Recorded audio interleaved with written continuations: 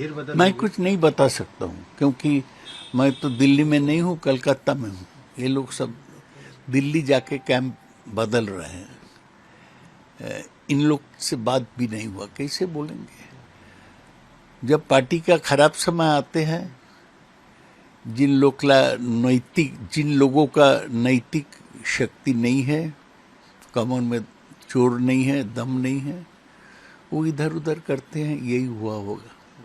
दादा, पर जब देखते थे पार्लियामेंट के बाहर, जब आप लोग केंद्र सरकार के विरोध में कोई बिल के प्रति या कुछ आप लोग जब वहाँ पे प्रोटेस्ट करते थे, तब इन सब चेहराओं को भी वहाँ पे देखा जाता था।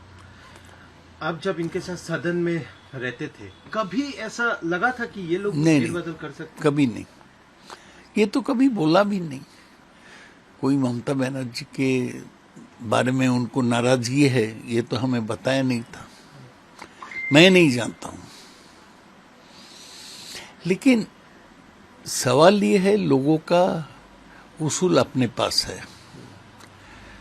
मैं जैसा समझता हूँ कि मैं ताकि तृणमूल कांग्रेस का सिंबल से जीता, तृणमूल कांग्रेस में ही रहना चाहिए। ये लोग का क्या नीति है, क्या उसूल है, हमें तो पता नहीं है। ये दुखद बात है। ये हिंदुस्तान के राजनीति के कमजोरी है। और बंगाल में ये सब नहीं था, अभी बंगाल में भी आ गया। बीजेपी ऑपरेशन लोटस शुरू कर दिया। ऑपरेशन लोटस में पैसा और का लालच और डर भी दिखाया जाता है। तो इससे कौन कैसे रिएक्ट किया, ये तो मेरे लिए बोलना मुश्किल है।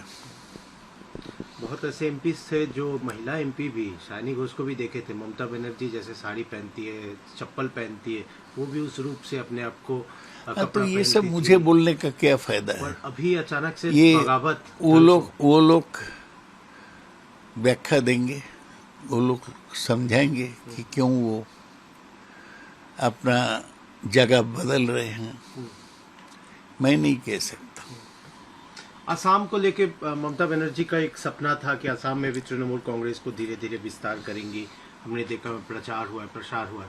सुष्मिता देव को भी वहाँ पे एक अच्छा जिम्मेदारी दिया गया, और इस बात असम चुनाव में भी तृणमूल कांग्रेस को एक सीट भी वहाँ मिली है। वो भी रिजाइन कर दी सुष्मिता देव, उनको राज्यसभा में भी भेजा गया। बहुत दुखद बात है। सुष्मिता देव तो हमारे प्रांत के नहीं है, तब भी उसको राज्यसभा मेंबर बनाया गया था।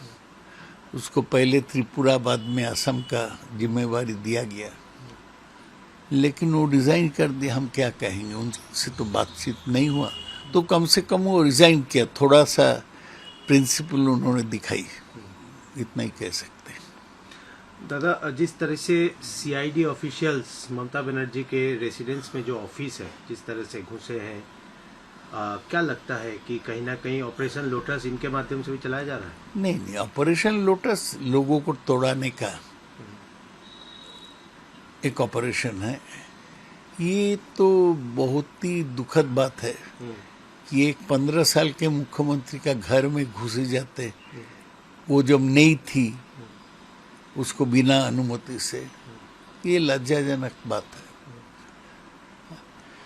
और क्या बोले। दादा, मल्लिकार्जुन खड़गे कहते हैं twisting distorting history longest serving PM का हिसाब से जो अभी ट्रेंड चल रहा है कि प्रधानमंत्री Narendra Modi longest serving PM है, ये तो गलत है। इतिहास के दौर से 47 के 15 अगस्त देश स्वाधीन हुआ, तब से 27 मई 1964 तक जवाहरलाल नेहरू प्रधानमंत्री थे। कितना साल हुआ? 17 साल। और नरेंद्र मोदी कब प्रधानमंत्री बने? 2014। आज क्या है? 2026, 12 साल। कैसे Narendra Modi longest serving prime minister होता है, ये मेरा दिमाग में नहीं आता। इंदिरा गांधी हो तो दोनों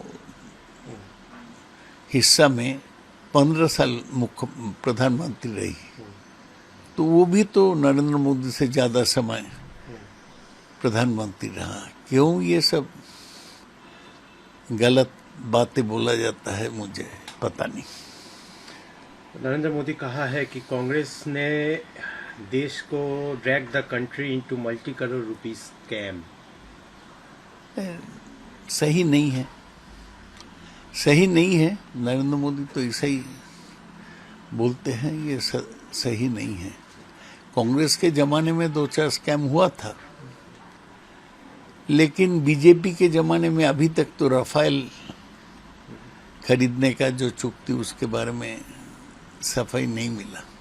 क्या कह सकते। दादा आखिरी सवाल ये है कि जो एक न्यूज़ स्प्रेड हो रही है, एक आवाज़ स्प्रेड हो रही है, क्या ममता बनर्जी, अभिषेक बनर्जी कांग्रेस के साथ मर्ज इसके बारे में मेरा जानकारी नहीं है। वो लोग तो दिल्ली में हैं, मैं तो दिल्ली में गया नहीं, तो स्पेकुलेशन के बारे में क्या बोलेंगे। ये सही है कि ममता बनर्जी के साथ भी सोनिया जी का एक तो लंबा मीटिंग हुआ, और ये भी साफ है कि राहुल गांधी के साथ अभिषेक बनर्जी को लंबा मीटिंग हुआ, लेकिन उसका नतीजा क्या निकला हमें बताया नहीं गया।